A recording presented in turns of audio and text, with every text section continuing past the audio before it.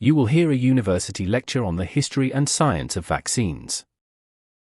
First, you have some time to look at questions 31 to 40.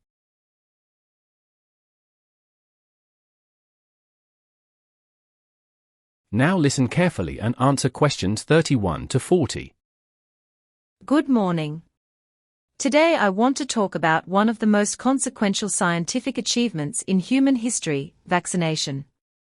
The numbers are almost beyond comprehension. Smallpox alone killed an estimated 300 million people in the 20th century. It no longer exists as a natural disease.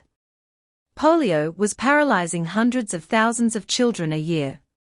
We are now on the verge of global eradication. These are the achievements of vaccines. Let us look at how they work and how they came to be. The core principle of vaccination is this: if you expose the immune system to a harmless or weakened form of a pathogen, not the pathogen itself in its full dangerous form, the immune system can learn to recognize and respond to it without the person becoming seriously ill.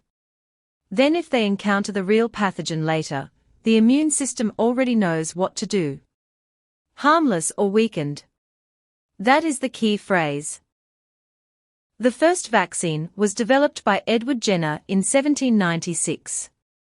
The disease he was working on was smallpox, at the time one of the most feared killers in the world.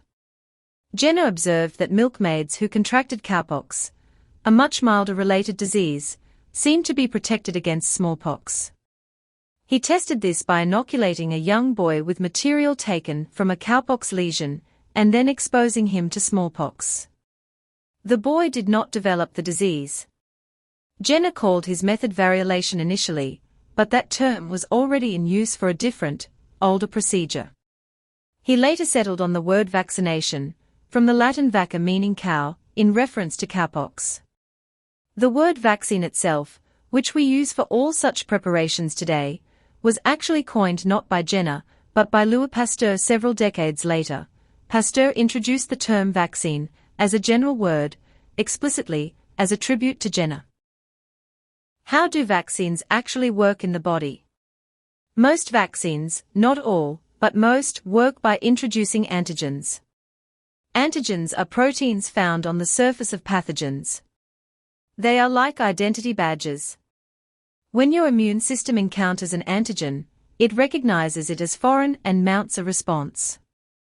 The key part of that response, the part that gives you lasting protection, is the production of antibodies. Antibodies are proteins